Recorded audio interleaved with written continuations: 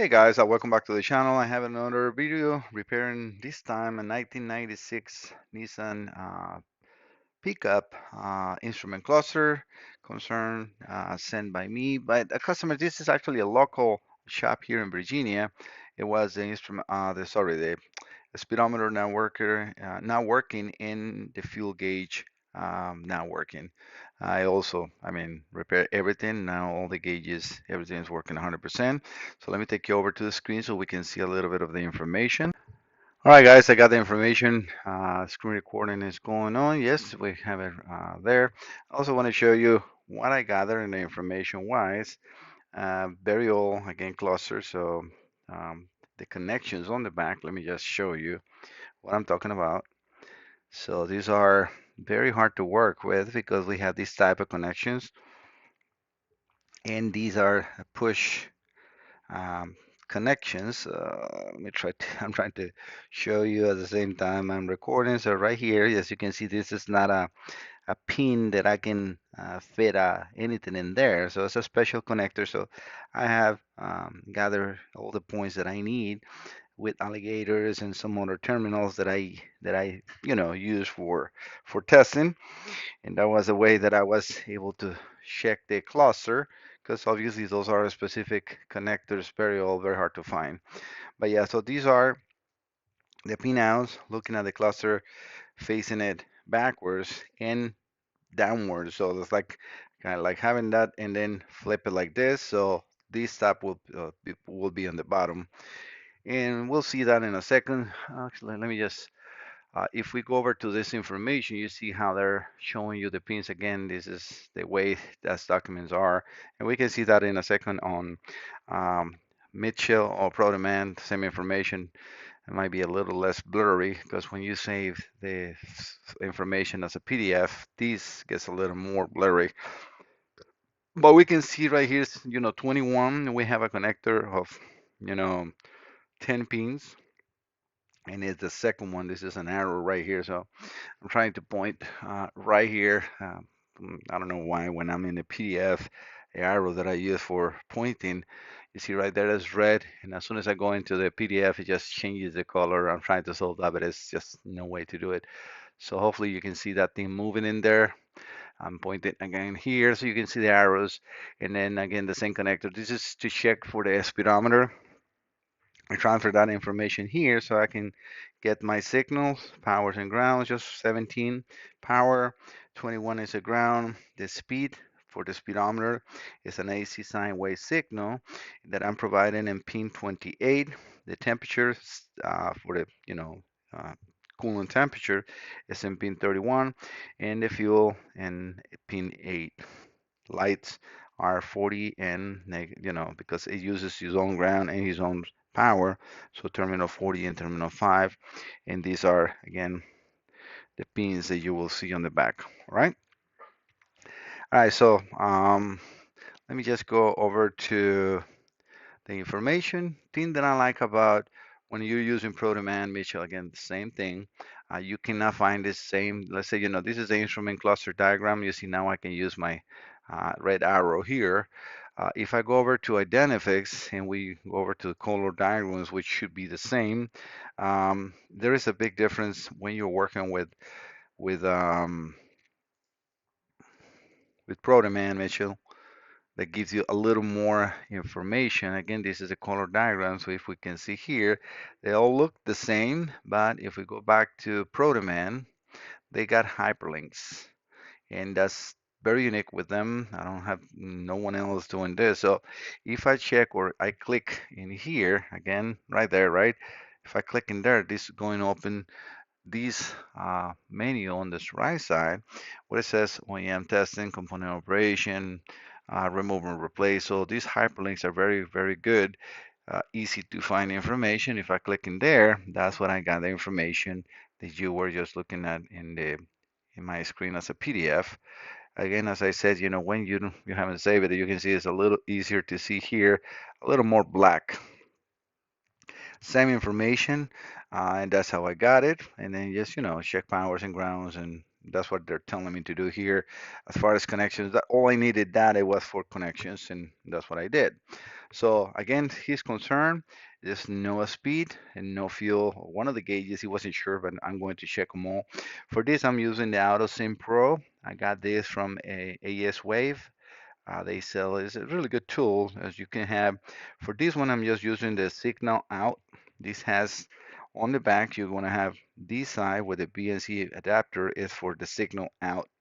There is also a port in the center. You have another cable. There is a it says P out, so that's a power out. But you can do the same signals, but then you can use it up to 4 amps. You have also, again, this is the power and ground cables, which I'm connected over to my simulator, so I can have a center um, ground and power feed, because it's very important when you're applying signals is so to keep the same power source, because otherwise you can damage components. But yeah, so I'm providing a 20 tooth. That's the only thing downside about this one that I would rather use my simulator is that it only goes down to 20 teeth in no less than 650 RPMs. No, I'm not sure why they do that, but it's just the way it is. So you press here, and that brings that on. And then when you click that on, we can see now that we have almost 90 miles per hour. So now the gauge is working. I'm going to turn it off, and you can see immediately how smooth it goes down. So this is what you're looking for. I can make it go even farther than that, but not necessarily. I mean, this was not moving at all. I'm going to go over to the back to check so we can see the check of the fuel level. Give me just 1 second so I can see exactly what I'm doing, because I'm just poking on the back, and we will see how immediately that fuel gauge is starting to move up. It's just going to take a little.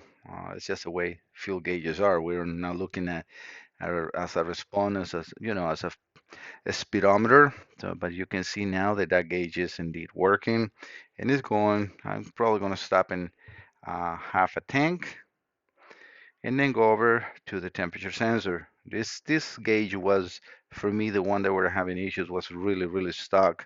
I did replace all the components on the speedometer. These are stepper motors with some circuitry on the back, especially this one is very hard to fix. A lot of components, and it was capacitors, leaking diodes, the bad resistors, and etc. But it's, as you can see now, fully functional. All right, let me do the same thing with the temperature. Give me 1 second, guys. And as you can see, the temperature gauge is working 100% too. And then when I release, it should go down, and we're doing the same, or it's happening the same in the field. You see how it's going down to empty. So everything, and again, one more time, the speed, so we can see that speed going very nice and smooth up. And then when I turn it off, it goes down to 0. So the gauge is 100% working. This is for Jongear, I think is his name.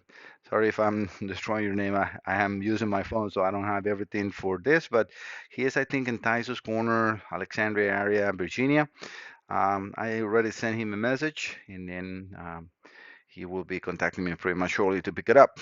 But again, for the information on how I gather all these, I go either way. I think I mean, definitely the best way to go on powers and grounds is in this time to use um, Protoman. I like this a lot better this time than using Identifix. If we see here on the diagram, this not OEM wire diagram colored is accurate. The nice thing about this is that you can select to see which ones are power. So hot on and start. That's probably him. No, that's somebody else. Just heard a warning of a message. But yeah, you can see how I follow the powers. Right here on 17, and we can see the grounds 11 and 21 and so on. So this is just how I gather the information. Again, if you don't have this and you need it for your vehicle, I can help you out. If you have any of this instrument clusters, just don't hesitate to send it over. I will fully refurbish and recondition it, and then send you a fully working gauge. I'm probably going to put some pictures of this how this comes out. It's just in this one 4 volts, in this one 3 volts, and in this one 3 volts, and then you have the actual circuitry on each of those. In the back, as you saw before, it's like a printed plastic, I don't know, material that they have the traces for all the bolts. Let me turn this off 1 second, and that we can see that better. But I don't want to have power in there. Give me 1 second. All right, guys, this is how this cluster looks on the back, and this is what I was telling you about push. It's not really a terminal that you can, back probe or anything like that. So it's a little hard, but it's easy. Hard to really connect anything. So that's how I work it like this. One thing that I forgot to show you is also the sine wave signal. So give me 1 second. I always forget to stop the screen recording, but well, that is still going on. So this is the way the signal that I'm providing to get to 90 miles per hour. If I change the speed, we can see a little more of what exactly going on in there. Let me stop that signal. And that again is to get to almost to 90 miles an hour.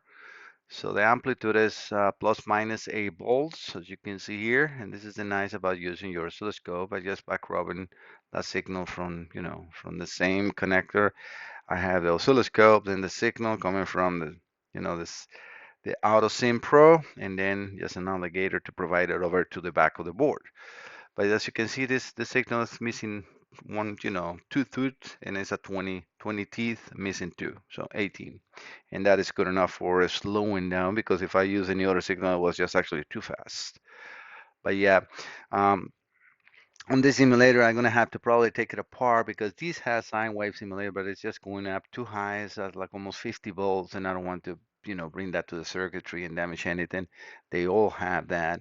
That old one, the 9000 does have that a little better, and it handles it. But when I'm trying to do something like this, I try to do this quickest and the easiest possible, and that's what I also have handheld simulators, signals, generators that I can use for this.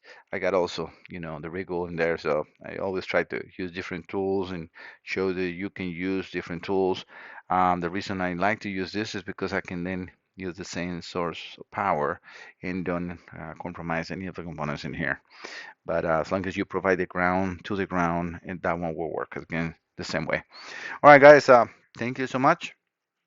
Again, if you have any issues with clusters, Nissan's 1996, just send it over, and I'll be more than happy to help you.